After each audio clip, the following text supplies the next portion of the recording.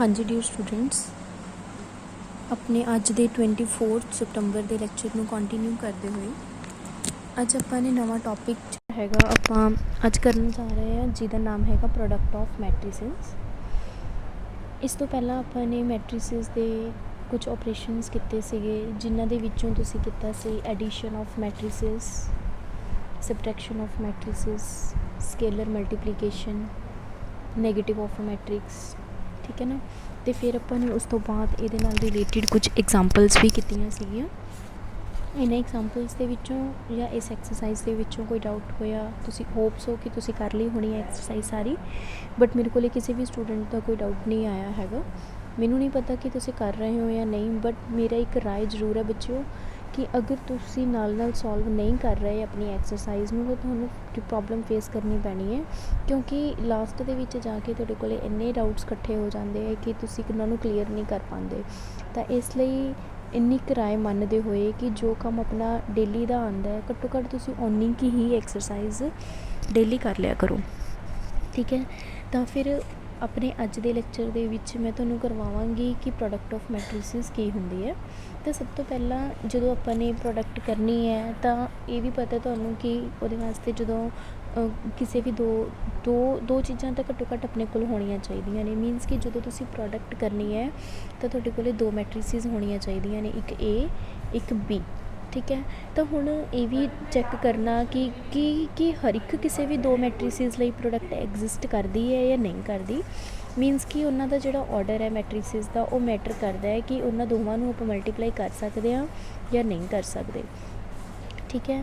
तो जिमें ये मैं तुहानूं दस दिंदी हाँ कि किसी भी मैट्रिसेस की प्रोडक्ट उदों एग्जिस्ट करती है जदों अपने कोले जो अगे वाली मैट्रिक्स है, मीन सपोज करो कि अगर ए मैट्रिक्स का जो ऑर्डर है वो तुहाडे कोले हैगा एम क्रॉस एन का, अगर बी मैट्रिक्स का जो ऑर्डर है वो तुहाडे कोले होना चाहिए एन क्रॉस कोई होर नंबर लै लो, भावें दी तुसी पी लै सकते हो। मीनस कि इत्थे कंडीशन आ जाती है कि जो तुसी ए नूं बी नाल मल्टीप्लाई करना है तो ए दे नंबर ऑफ कॉलम्स बी दे नंबर ऑफ रोज़ दे नाल सेम होने चाहिए है, ठीक है। तो ही तुहाडे कोले ए बी एग्जिस्ट करता है। अगर तुहाडे कोले ए दे कॉलम्स बी दी रोज़ नालों डिफरेंट ने काउंटिंग दे विच तो ए बी एग्जिस्ट नहीं करता, ठीक है।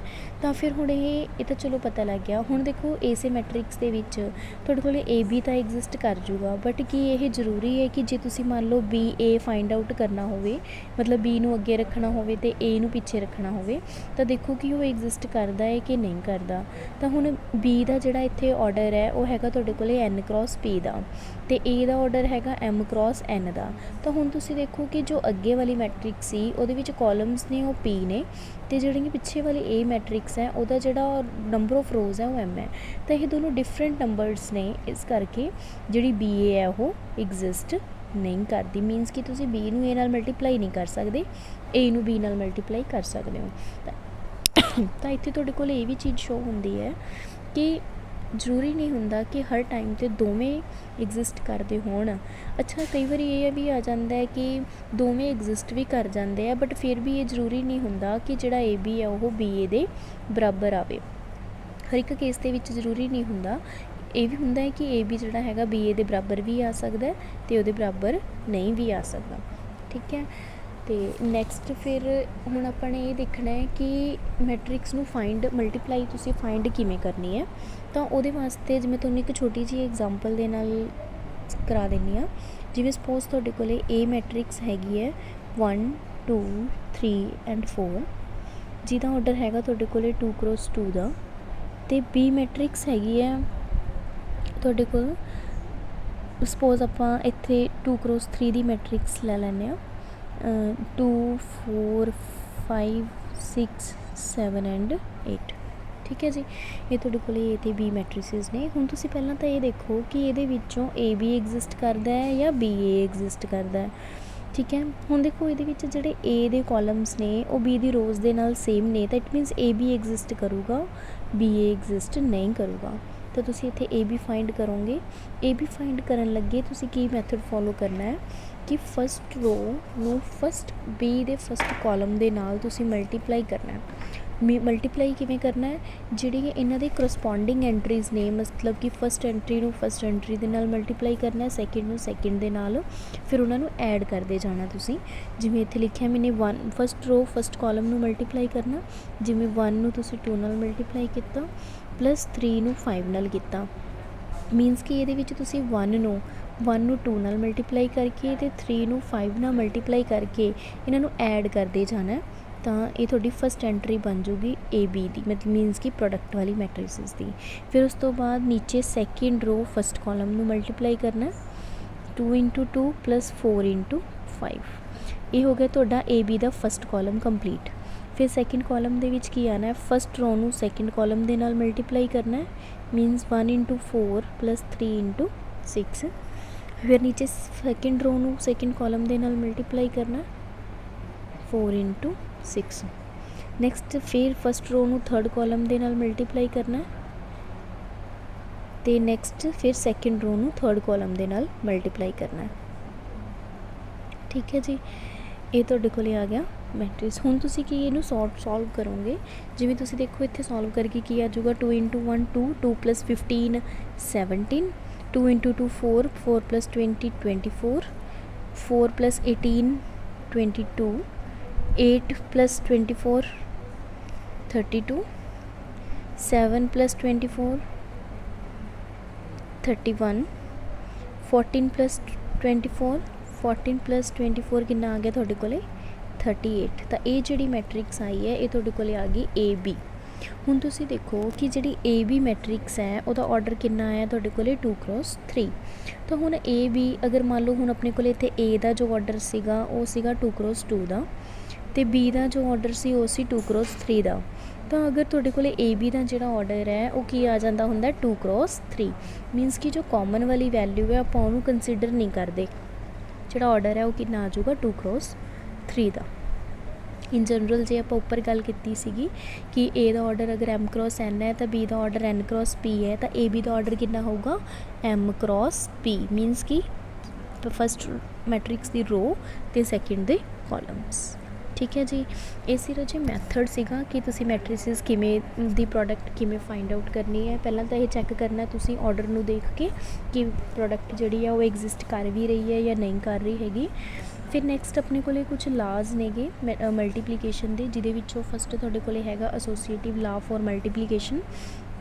ਇਹਦੇ ਵਿੱਚ ਕੀ ਹੁੰਦਾ ਹੈ ਕਿ ਅਗਰ ਤੁਸੀਂ 3 ਮੈਟ੍ਰਿਸਿਸ ਲੈ ਲੈਂਦੇ ਹੋ A B ਅਤੇ C, ਜਿਨ੍ਹਾਂ ਦਾ ਆਰਡਰ ਹੈਗਾ m × n n × p p × q, ਹੈ ਨਾ, ਤਾਂ ਕਹਿੰਦੇ ਕਿ ਭਾਵੇਂ ਤੁਸੀਂ A ਅਤੇ B ਨੂੰ ਮਲਟੀਪਲਾਈ ਕਰਕੇ C ਨੂੰ ਬਾਅਦ ਵਿੱਚ ਮਲਟੀਪਲਾਈ ਕਰ ਦਿਓ, ਜਾਂ ਫਿਰ ਪਹਿਲਾਂ B ਅਤੇ C ਨੂੰ ਮਲਟੀਪਲਾਈ ਕਰਕੇ A ਨੂੰ ਪ੍ਰੀ ਮਲਟੀਪਲਾਈ ਕਰ ਦਿਓ, ਤਾਂ ਕਹਿੰਦੇ ਸੇਮ ਹੀ ਆਊਗਾ।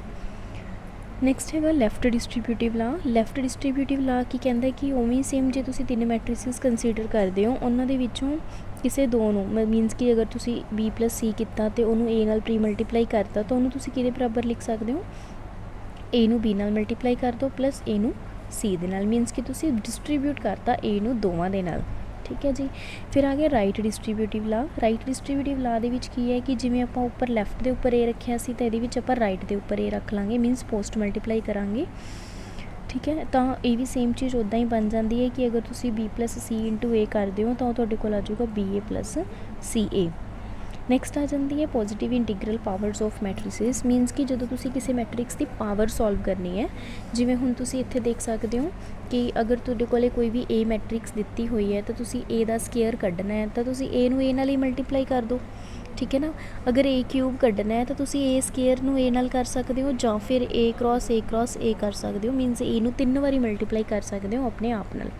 ਬਟ ਇੱਥੇ ਧਿਆਨ ਰੱਖਿਓ ਕਿ ਜਦੋਂ 3 ਵਾਰੀ ਮਲਟੀਪਲਾਈ ਕਰਨੀ ਹੋਊਗੀ ਤਾਂ ਪਹਿਲਾਂ ਤੁਸੀਂ 2 ਨੂੰ ਹੀ ਕਰੋਗੇ, ਫਿਰ ਬਾਅਦ ਵਿੱਚ ਤੀਸਰੇ ਨਾਲ ਕਰੋਗੇ, ਕਿਉਂਕਿ 3 ਦੀ ਪੋਸੀਬਿਲਿਟੀ ਦਾ ਕੋਈ ਰੂਲ ਨਹੀਂ ਹੈਗਾ ਕਿ ਆਪਾਂ 3 ਮੈਟ੍ਰਿਸਿਸ ਨੂੰ ਇਕੱਠੇ ਮਲਟੀਪਲਾਈ ਕਰ ਸਕਦੇ ਹੋਈਏ। ਠੀਕ ਹੈ ਜੀ, ਨੈਕਸਟ ਤੁਹਾਡੇ ਕੋਲ ਆ ਜਾਂਦਾ ਅਡੈਂਪੋਟੈਂਟ ਮੈਟ੍ਰਿਕਸ। ਅਡੈਂਪੋਟੈਂਟ ਮੈਟ੍ਰਿਕਸ ਉਹ ਹੁੰਦੀ ਹੈ ਕਿ ਜਿਹਦਾ ਸਕੇਅਰ ਕਰਕੇ ਸੇਮ ਉਹੀ ਮੈਟ੍ਰਿਕਸ ਬਣ ਜਾਵੇ, ਤਾਂ ਉਹਨੂੰ ਆਪਾਂ ਅਡੈਂਪੋਟੈਂਟ ਮੈਟ੍ਰਿਕਸ ਬੋਲ ਦਿੰਦੇ ਹਾਂ। ਨਿਲਪੋਟੈਂਟ ਮੈਟ੍ਰਿਕਸ ਕੀ ਹੁੰਦੀ ਹੈ, ਨੀਲਪੋਟੈਂਟ ਮੈਟ੍ਰਿਕਸ ਹੁੰਦੀ ਹੈ ਜਦੋਂ ਆਪਾਂ ਕਿਸੇ ਮੈਟ੍ਰਿਕਸ ਦੀ ਪਾਵਰ ਕੰਸੀਡਰ ਕਰੀ ਜਾਈਏ, ਹਰ ਇੱਕ ਬਾਅਦ ਇੱਕ ਵਧਾਈ ਜਾਈਏ, ਜਿਵੇਂ A ਫਾਈਂਡ ਕੀਤਾ, ਫਿਰ A ਸਕੇਅਰ ਕਰ ਲਿਆ, A ਕਿਊਬ ਕਰ ਲਿਆ, A4 ਕਰ ਲਿਆ, ਤਾਂ ਮੀਨਸ ਇੱਕ ਪਾਵਰ ਆਪਾਂ ਨੂੰ ਇੱਦਾਂ ਕਰਦੇ ਕਰਦੇ ਇੱਕ ਐਸੀ ਪਾਵਰ ਮਿਲ ਜੇ ਜਿਹਦੇ ਨਾਲ ਪੂਰੀ ਮੈਟ੍ਰਿਕਸ ਨਲ ਮੈਟ੍ਰਿਕਸ ਬਣ ਜੇ, ਤਾਂ ਉਸ ਮੈਟ੍ਰਿਕਸ ਨੂੰ ਆਪਾਂ ਬੋਲਦੇ ਹਾਂ ਨੀਲਪੋਟੈਂਟ ਮੈਟ੍ਰਿਕਸ। ਅਤੇ ਇਹੋ ਜਿਹਾ ਜਿਹੜਾ ਸਮੋਲਰ ਨੰਬਰ, ਜਿਹੜੇ ਸਭ ਤੋਂ ਛੋਟਾ ਨੰਬਰ ਹੈ ਜਿਹੜਾ ਕਿ ਉਸ ਪਾਵਰ ਨੂੰ ਜ਼ੀਰੋ ਬਣਾ ਰਿਹਾ, ਤਾਂ ਉਹਨੂੰ ਆਪਾਂ ਬੋਲ ਦਾਂਗੇ ਡਿਗਰੀ ਆਫ ਨੀਲਪੋਟੈਂਸੀ। ਇਨਵੋਲਿਊਟਰੀ ਮੈਟ੍ਰਿਕਸ ਕੀ ਆ ਜਾਂਦੀ ਹੈ ਤੁਹਾਡੇ ਕੋਲ? ਇਨਵੋਲਿਊਟਰੀ ਮੈਟ੍ਰਿਕਸ ਹੁੰਦੀ ਹੈ ਜਦੋਂ ਕਿਸੇ ਮੈਟ੍ਰਿਕਸ ਦਾ ਸਕੇਅਰ ਕਰਕੇ ਤੁਹਾਡੇ ਕੋਲ ਆਇਡੈਂਟੀਟੀ ਬਣ ਜਾਵੇ, ਆਇਡੈਂਟੀਟੀ ਮੈਟ੍ਰਿਕਸ ਆ ਜਾਵੇ, ਤਾਂ ਉਹਨੂੰ ਆਪਾਂ ਇਨਵੋਲਿਊਟਰੀ ਮੈਟ੍ਰਿਕਸ ਦਾ ਨਾਮ ਦੇ ਦਿੰਦੇ ਹਾਂ। ਠੀਕ ਹੈ ਜੀ, ਇਹ ਸੀ ਰਾਜੇ ਕੁਛ ਬੇਸਿਕ ਜਿਹੀਆਂ ਇਹਦੇ ਰੂਲਸ ਸੀਗੇ ਕਿ ਲਾਜ਼ ਆਪਾਂ ਨੇ ਕੀਤੇ ਹੈ, ਅਤੇ ਕੁਛ ਸਪੈਸੀਫਿਕ ਮੈਟ੍ਰਿਸਿਸ ਕੀਤੀਆਂ ਨੇ, ਜਿਵੇਂ ਟੈਂਪੋਟੈਂਟ, ਨੀਲਪੋਟੈਂਟ ਅਤੇ ਇਨਵੋਲਿਊਟਰੀ। ਫਿਰ ਇਹਦੇ ਨਾਲ ਰਿਲੇਟਿਡ ਕੁਛ ਐਗਜ਼ਾਮਪਲਸ ਤੁਹਾਡੀ ਬੁੱਕ ਦੇ ਵਿੱਚ ਦਿੱਤੀਆਂ ਹੋਈਆਂ ਨੇ, ਜਿਵੇਂ ਫਸਟ ਜਿਹੜੀ ਹੈਗੀ ਹੈ ਤੁਹਾਡੇ ਕੋਲ A ਮੈਟ੍ਰਿਕਸ ਦਿੱਤੀ ਹੋਈ ਹੈ ਅਤੇ B ਮੈਟ੍ਰਿਕਸ ਦਿੱਤੀ ਹੋਈ ਹੈ। ਇਹਦੇ ਵਿੱਚੋਂ ਤੁਸੀਂ ਫਾਈਂਡ ਕਰਨਾ ਹੈ AB ਐਂਡ BA। ਠੀਕ ਹੈ ਨਾ, ਤਾਂ is AB equal to BA, ਫਿਰ ਤੁਸੀਂ ਦੇਖਣਾ ਹੈ ਕਿ ਜਿਹੜਾ AB ਹੈ ਉਹ BA ਦੇ ਬਰਾਬਰ ਵੀ ਹੈਗਾ ਜਾਂ ਨਹੀਂ ਹੈਗਾ। ਫਿਰ ਤੁਸੀਂ ਕਨਕਲੂਜ਼ਨਸ ਦੱਸਣੇ ਹੈ ਕਿ ਕਿਉਂ ਨਹੀਂ, ਜੇ ਹੈਗੇ ਆ ਬਰਾਬਰ ਤਾਂ ਕਿਉਂ ਨੇ, ਜੇ ਨਹੀਂ ਹੈਗੇ ਬਰਾਬਰ ਤਾਂ ਕਿਉਂ ਨੇ। ਫਸਟ ਤੁਸੀਂ ਪਹਿਲਾਂ ਤਾਂ ਇਹ ਦੇਖੋ ਕਿ ਜਿਹੜੇ AB ਅਤੇ BA ਹੈ ਉਹ ਦੋਵੇਂ ਐਗਜ਼ਿਸਟ ਕਰ ਰਹੇ ਨੇ ਕਿ ਨਹੀਂ ਕਰ ਰਹੇ ਹੈਗੇ। ਜਿਹੜੀ A ਮੈਟ੍ਰਿਕਸ ਹੈ ਉਹ ਤੁਹਾਡੇ ਕੋਲ ਹੈਗੀ ਹੈ 3x2 ਆਰਡਰ ਦੀ, ਅਤੇ ਜਿਹੜੀ B ਮੈਟ੍ਰਿਕਸ ਹੈ ਉਹ ਹੈਗੀ ਹੈ 2x3 ਆਰਡਰ ਦੀ। ਠੀਕ ਹੈ ਨਾ, ਤਾਂ ਜਦੋਂ ਤੁਸੀਂ A ਅਤੇ B ਨੂੰ ਮਲਟੀਪਲਾਈ ਕਰੋਗੇ ਤਾਂ ਉਹਦਾ ਆਰਡਰ ਕਿੰਨਾ ਆ ਜਾਊਗਾ? 3x3 ਦਾ ਆ ਜਾਊਗਾ।